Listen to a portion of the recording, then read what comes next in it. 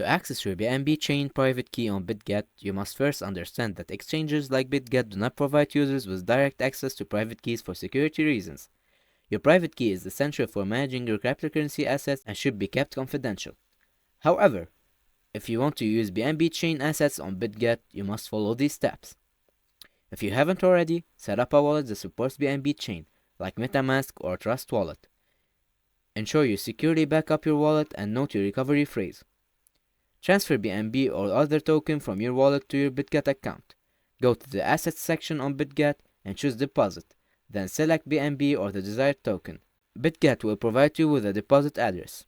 After that, open your wallet and set the funds to Bitget deposit address.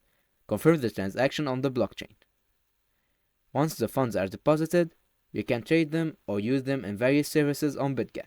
If you especially need to interact with BNB Chain assets outside of Bitget, consider using your wallet directly, where you can manage private keys and perform transactions. Always prioritize security and never share your private key or recovery phrase with anyone. I hope this tutorial helped and see you in another video.